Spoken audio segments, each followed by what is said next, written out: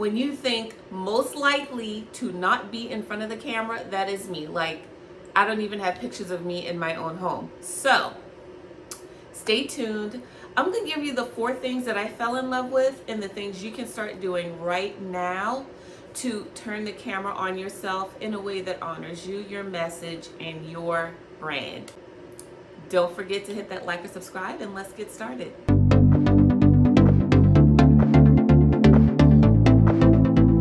Hey lady, welcome back to my channel. As you can see, I've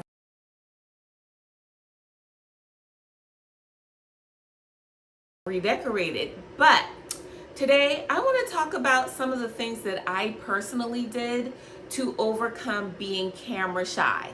So if you've been following me, then you know I have a talk show, 10,000 Voices, which of course is here on YouTube. But what I found is so many women are not willing to share their stories on the talk show. When I first created it, I said, but this is an amazing platform. Share your voice, tell your story, tell people what you do.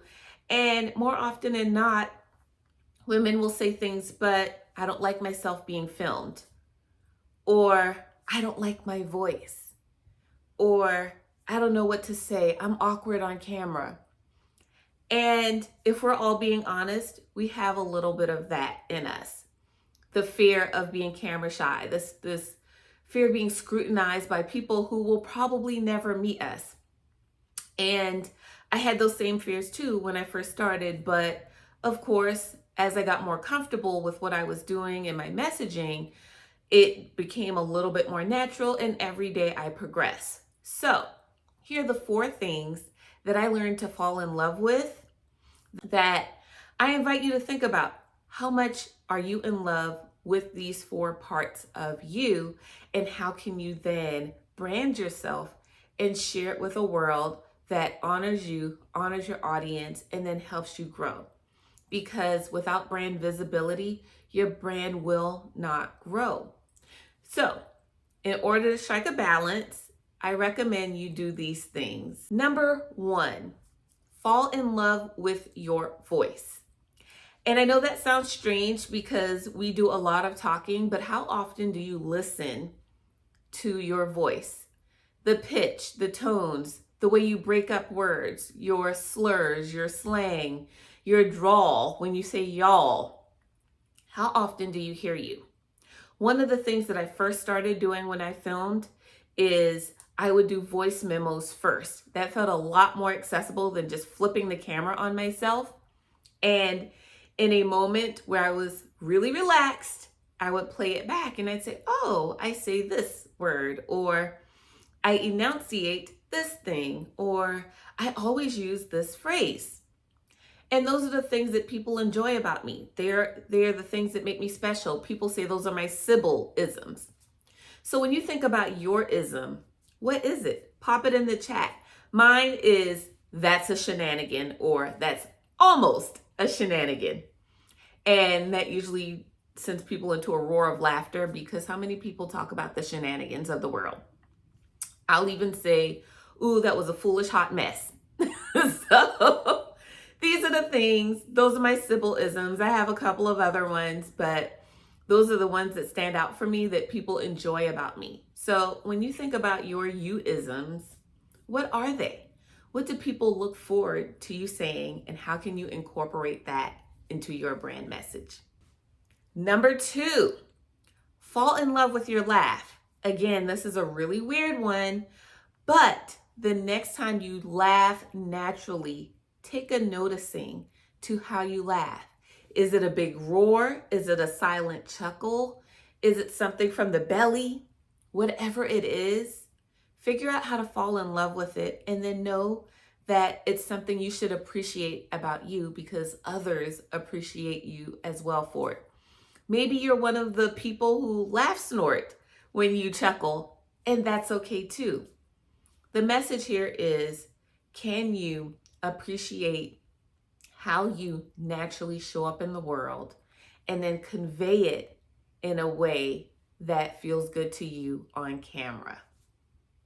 I started falling in love with my laugh when someone made me laugh and I nearly choked on my laugh. And I was like, oh, That's my real laugh.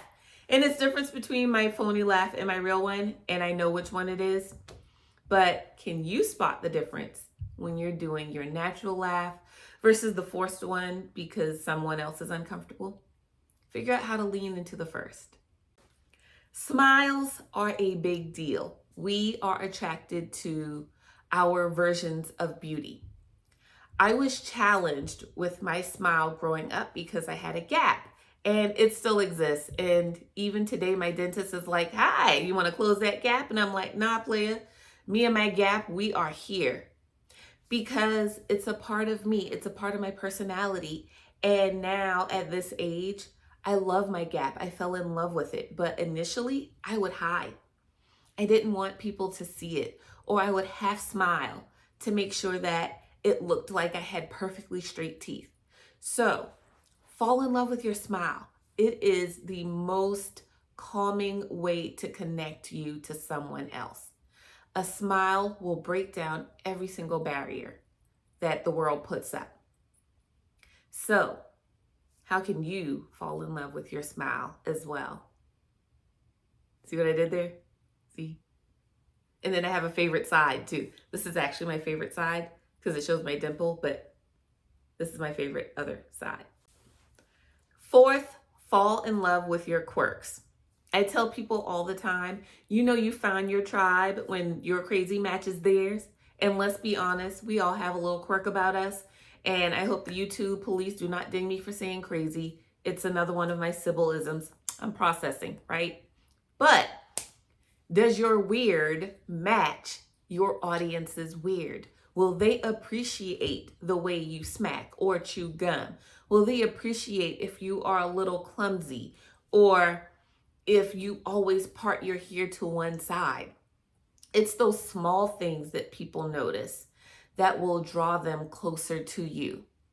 One of my quirks is something that I didn't realize, and I don't call it a quirk, but my blue glasses. These blue glasses get more attention than anything else. I could have on the most fabulous suit, and the first thing people call out is, "Wow, I love the personality in your glasses."